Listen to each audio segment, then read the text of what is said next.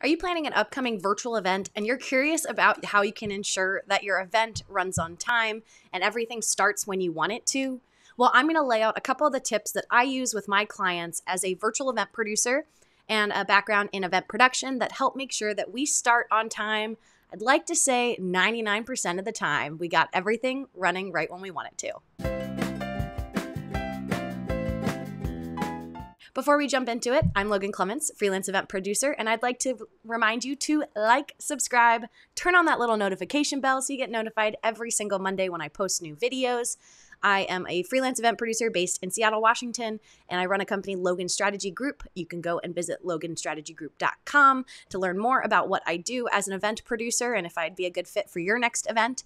And if you also like more free content, feel free to head over to listen to the Better Events podcast. I co-host it with fellow event pro Mary Davidson, and you can listen to it wherever you listen to podcasts.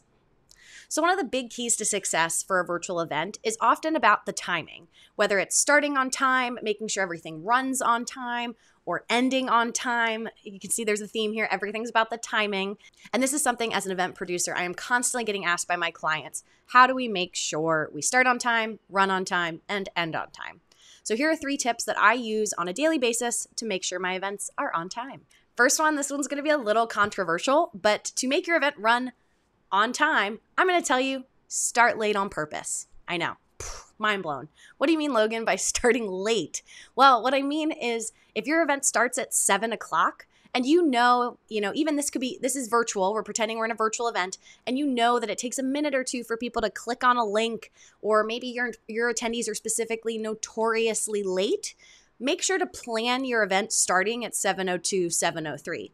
Now, you still tell everyone that the event starts at 7. If you have a live stream, the live stream starts at 7, but maybe you're just playing some music and having a title slide or a slideshow that's just telling people we'll be starting soon. Check out our sponsors or our happy employees, whatever your event is. So you have something happening when you said it would start, but you give yourself a minute or two of wiggle room. This is something that I do at almost all of my events, unless I specifically have a client who really thinks it's important to start on time when they say they want to start.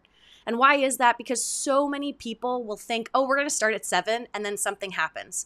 Whether it takes people a little longer to get onto your link, or maybe your calendar invite had something in it that was confusing, or maybe it's a new platform and your attendees have never used it before, or you have a speaker running late. So I think it's always nice to plan to start your stream or be ready for attendees early, but actually schedule your programming to start a little late. And by giving yourself that little bit of cushion, it'll make sure your speakers are relaxed. You're relaxed because you know all of your timing will still fit into your event.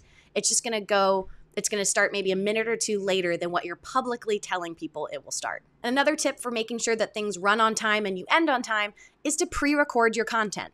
Now, I had one client who did this to the utmost degree and pre-recorded everything, and that is the way that you can ensure for sure your event's going to run on time. Why? Because with pre-recorded content, you can edit it down. You can make sure that it's exactly the length of time that you would like for your event.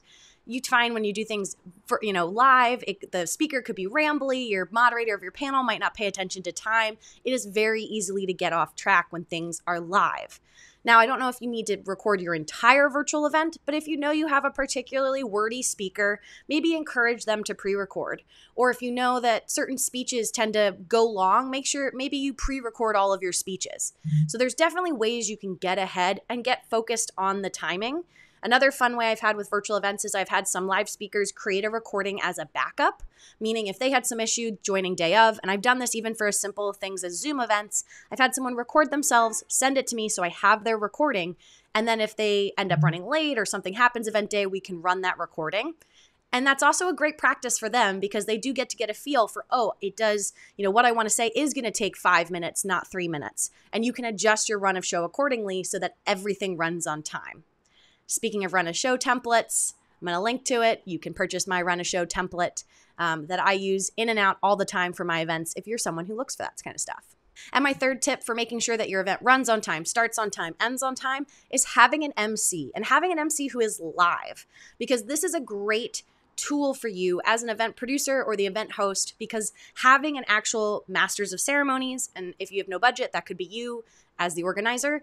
But I tend to not want it to be the production person because they're doing one too many things already. But having someone who on screen is kind of leading people through your event, and they're able to jump in and kind of not necessarily cut anybody off, but maybe tell them to wrap up if they're taking too long, or at least be conscious to the entire flow of the event. One of the things I've noticed with speakers is they're often really focused on like their portion, which makes sense because that's when they're speaking, but they don't necessarily see the bigger picture. So having someone who has an on-screen presence and is cognizant of your timing, what time you want to end, the kind of flow for things, they can actually be your advocate for making sure things run on time. And I'm often in the backstage as like a producer, messaging or texting the host or however we've been communicating, letting them know, hey, we're going to have to cut the Q&A down from 10 minutes to 5 minutes because things went long. Or, hey, we actually made up some time earlier and somebody talked for less time, so you have more time for your Q&A. And so it's great ways to be flexible, and you're just putting people in key roles so that you're ready to adjust on the event day. So those are some of my easy go-to tips about how to stay on time. Everything does depend on what kind of event you're using, your audience, your platform, all of that good stuff. But if you implement even one of those 3 tips, I know you're going to be setting yourself up for success with your next virtual and sometimes hybrid event.